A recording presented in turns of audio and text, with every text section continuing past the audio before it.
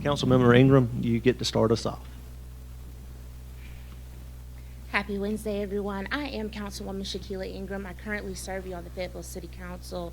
And I think I'll lead with the direction of, since we are with the chamber today, that I grew up in my grandparents' barbershop where they invested in District 2 for 30 plus years. I was the child. My first job was sweeping the floors and restocking the shelves.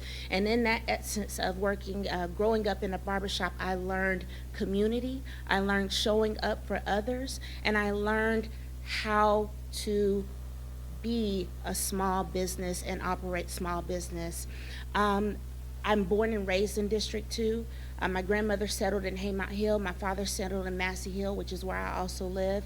And my stepdad and mom settled in Old Wilmington Road area. So I am truly of this district. When I moved back home, I spent some time in Atlanta, just to live, work, and recreate, and school. But when I moved back home, I wasn't planning to stay here. I wanted to go to Durham.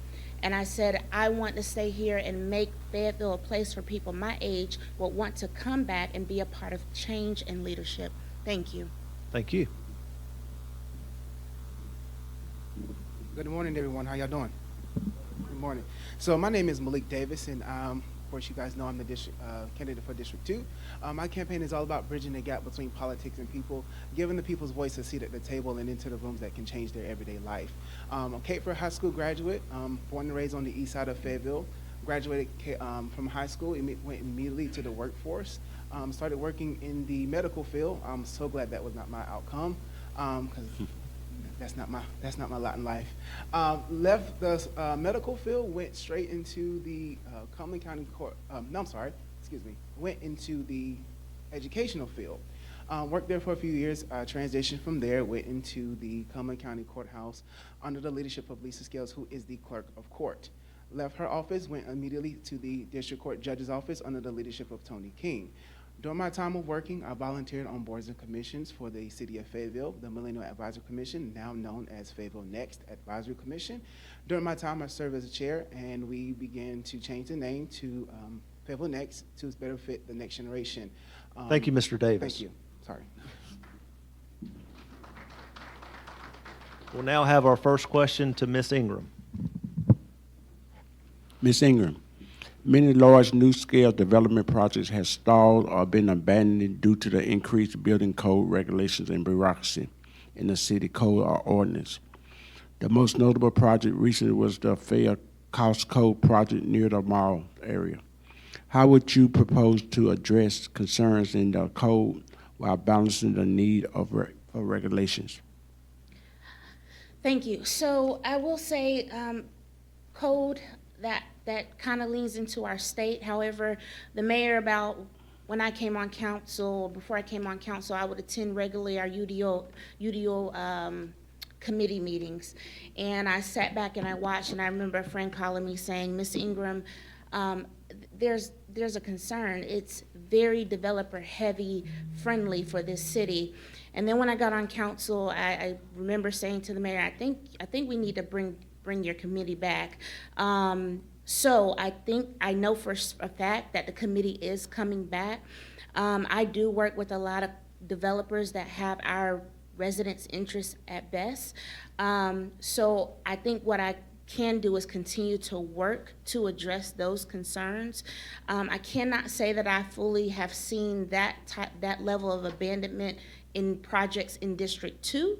But if that is a concern, I think we can continue to work on addressing that with our UDO and, of course, our state legislators. Thank you. Thank you. Any rebuttal? All right. Moving on to the next question, please.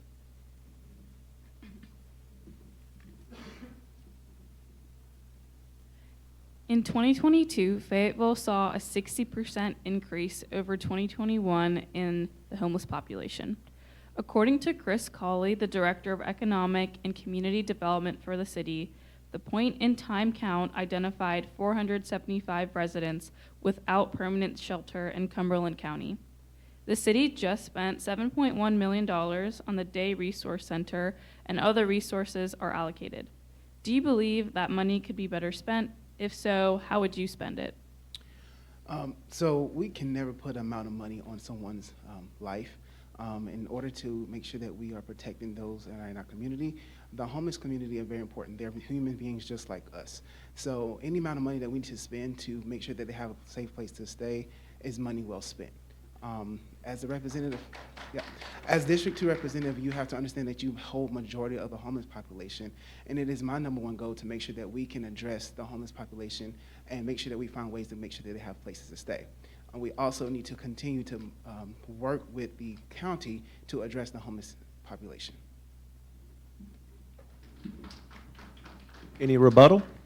Thank you. So I do want to clarify or give acknowledge to the money that we received for the Day Resource Center was part due by state because of the experience that we had with Hurricane Matthew.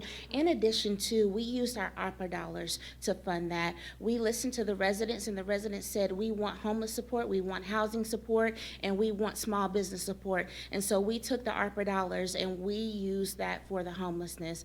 I'll also say that we are responding. The city of Fayetteville, the city council is responding. $7 million for homeless support. In addition, well, in comparison to a $1 million shelter funding that the county is doing, and we're not mandated public health. So I would look at the balance of the scales, and I would really ask the question of if it's worth it, or who we should be really asking the questions to in relation to who's funding what. Thank you. Thank you both.